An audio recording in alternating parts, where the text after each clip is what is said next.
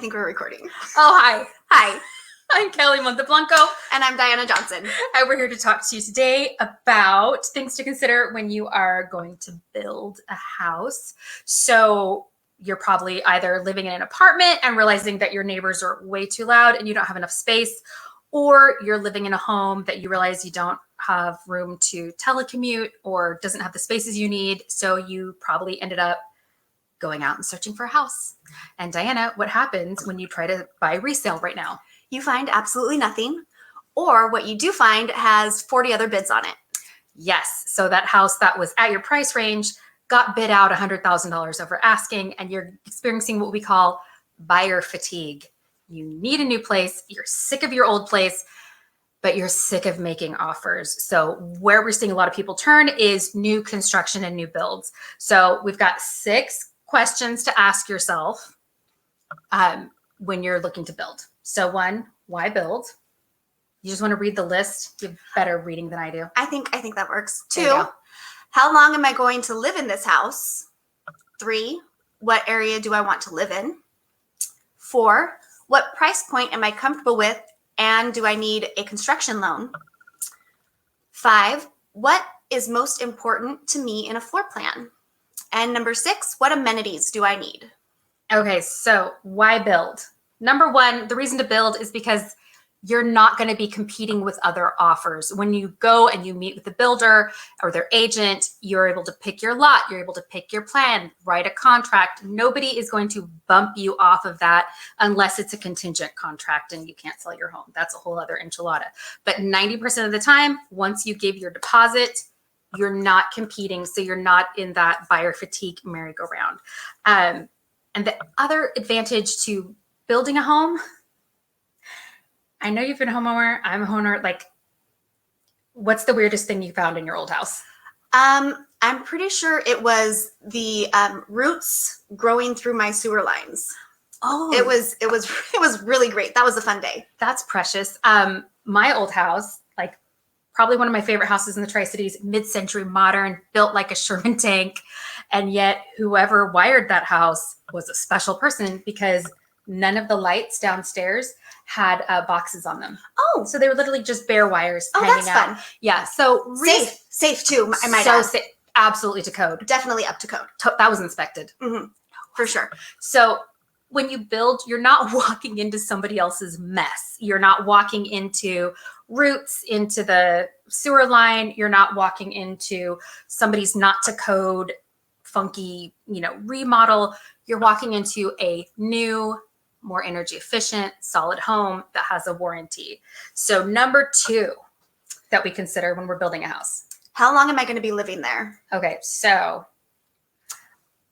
that varies. It varies depending on where you're at in life. Are you a new home buyer, first time home buyer? Are you retiring?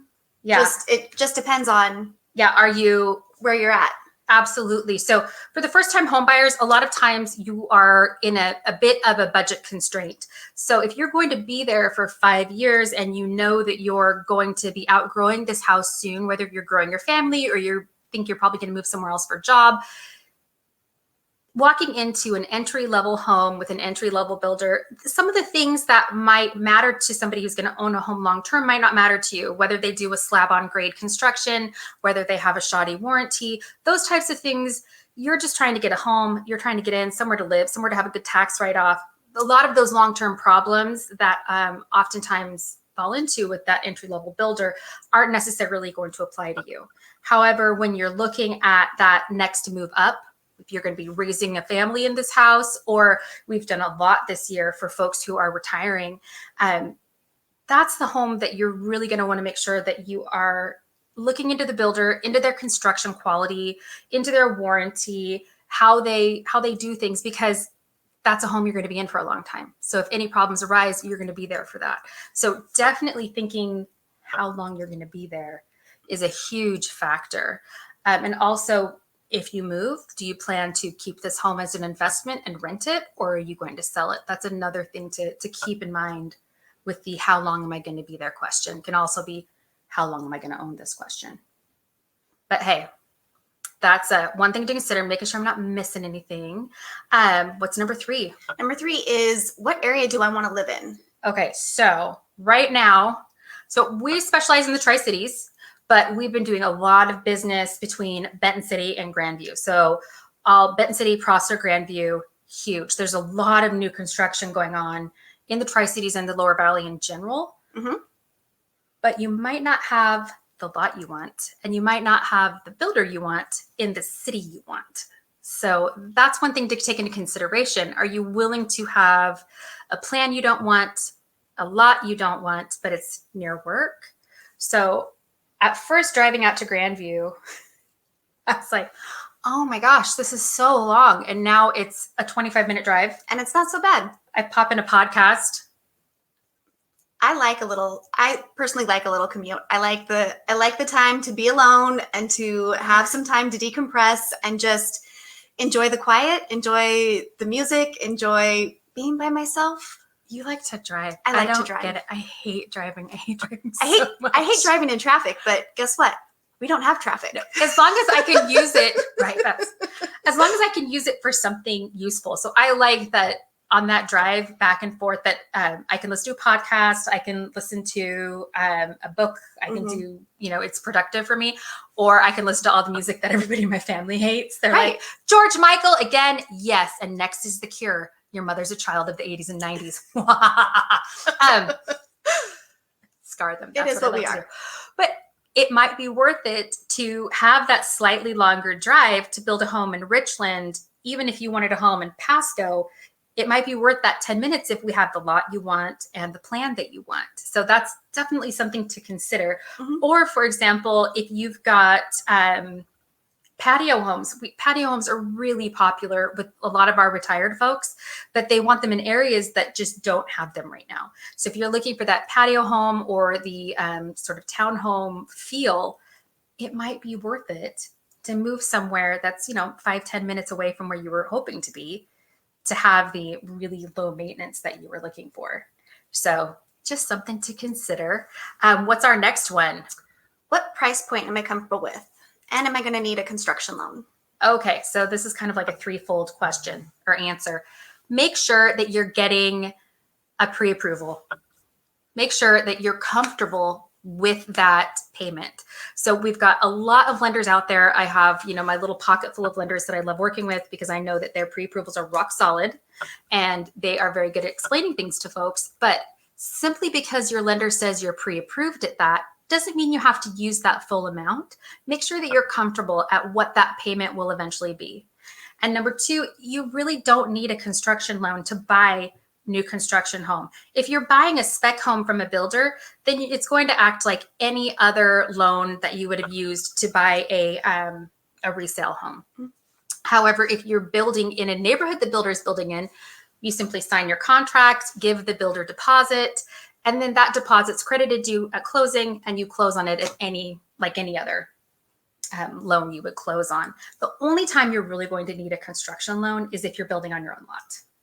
And that is an entire other enchilada. That's a whole other Facebook Live. We'll talk about building on your own lot one of these days. Sorry. What's our next one? Our next one. What's most important to me about a floor plan?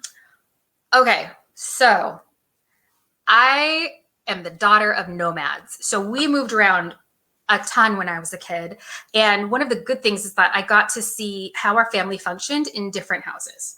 And then I also, we moved around a bit when we were young and married.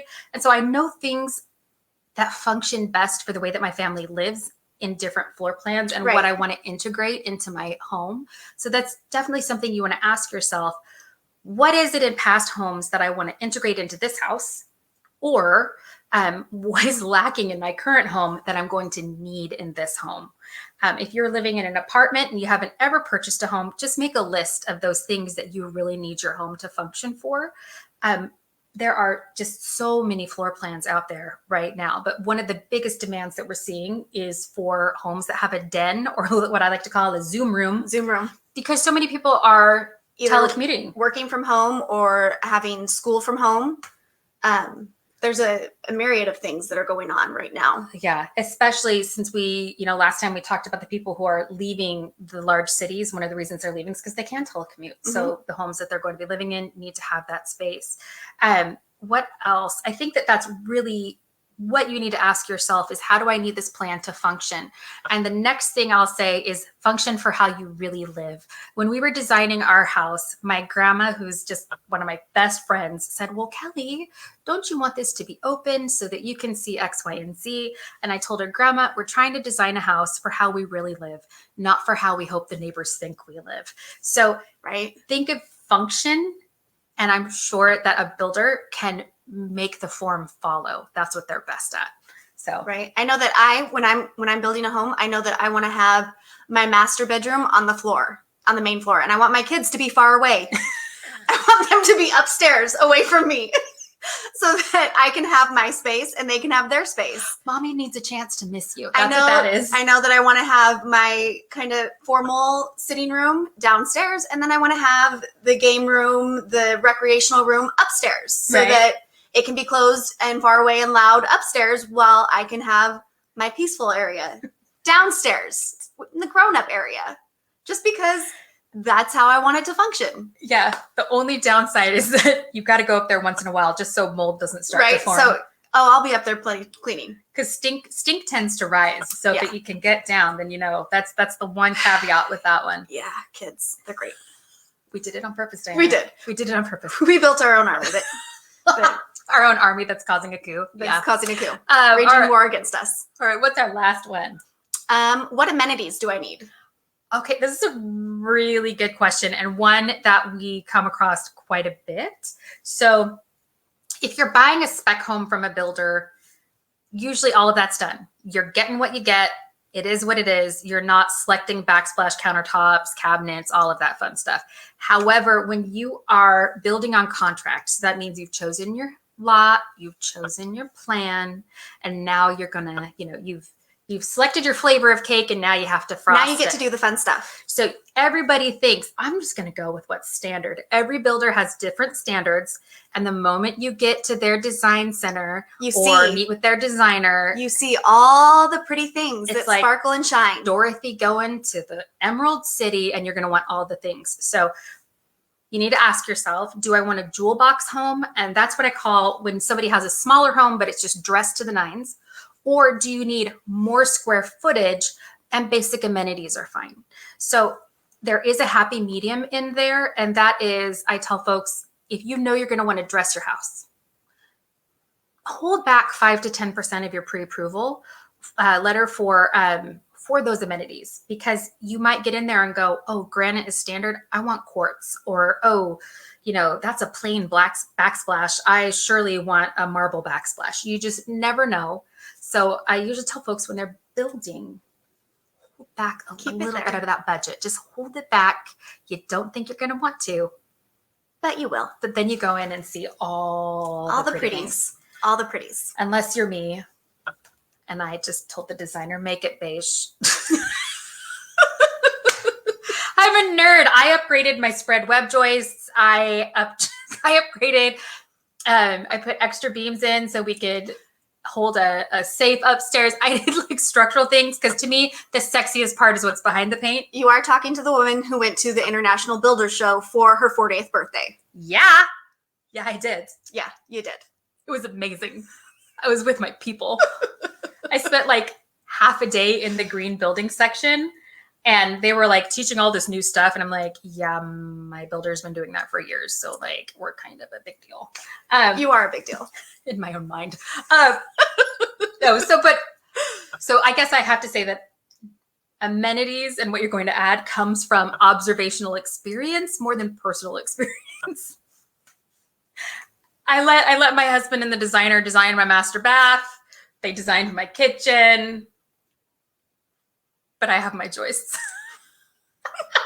It's what's important to you. It's the most important. But anyway, so if you guys are looking to build, if you are looking for solutions to list the home that you're in so you can build, give us a call. We know a guy. So have a great day.